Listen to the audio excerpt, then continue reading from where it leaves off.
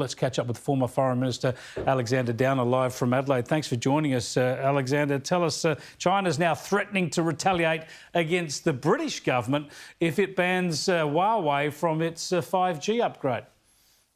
That's right. The British government had made a decision to allow Huawei to take a small part of the 5G system.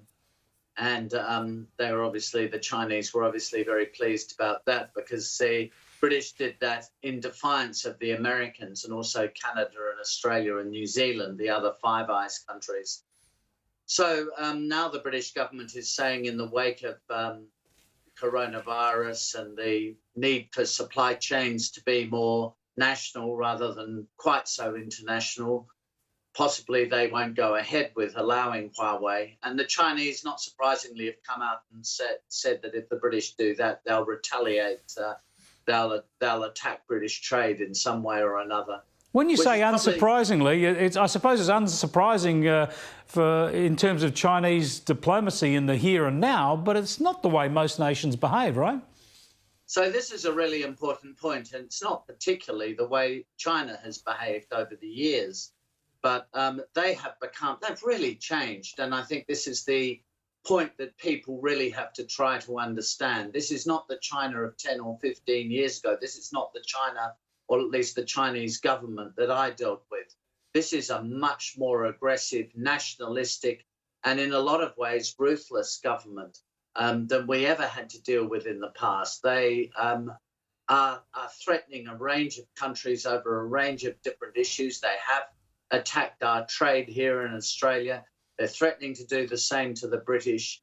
I mean, look, at the end of the day, what they're doing, though, is they're uniting countries against them. And I don't want to see this happen. I don't want to see this bifurcation of the world into American-led West and China, because it's potentially quite dangerous. But what the Chinese government, what the Communist Party in China is doing, is trying to treat the Western countries and others in the way they treat their own people, you know, tremble and obey, do what we say or else.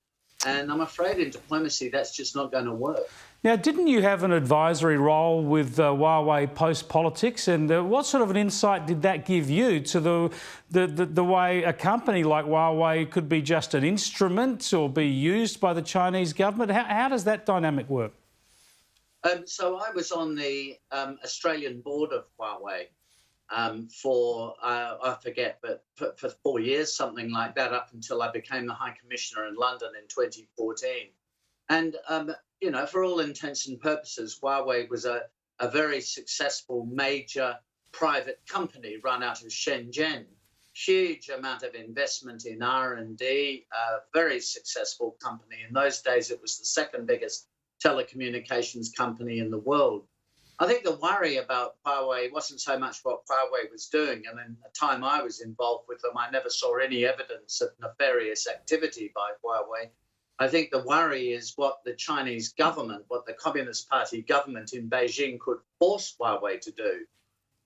Not that they have done it, but that they could do it. And that's why a number of countries have decided to ban Huawei from at least the core of their national broadband networks and now the 5G system. Now, I want to talk about Hong Kong as well, and you've got special insight here. You represented Australia in 1997 when the UK handed Hong Kong back to China. We've got an agreement for 50 years, supposedly, of one country, two systems. Is that now falling apart, and what can the rest of the world do about it? Well, I think it's being eroded as distinct from falling apart. And I think if the National People's Congress, the rubber stamp parliament in Beijing, does indeed introduce a security law creating offences of sedition and treason and so on against the People's Republic of China, incorporated into Hong Kong law and without the blessing of the Hong Kong legislature, that would be a huge step away from the Joint Declaration and the Basic Law, which were the instruments that brought about the one country, two systems model for the Hong Kong Special Administrative Region. So I think there's every reason to be very concerned about this. And I mean, this is happening at a time when China has been extremely aggressive in the South China Sea, where they have been extraordinarily defensive about an international investigation into coronavirus. And their diplomacy has become this warrior wolf diplomacy of denunciation. So all of this has come at a very bad time and is sending out a very bad message about the China of Xi Jinping in 2020. It is indeed deeply worrying. Thanks so much for joining us, Alexander Downer. It's a pleasure, Chris. Former Foreign Minister Alexander Downer.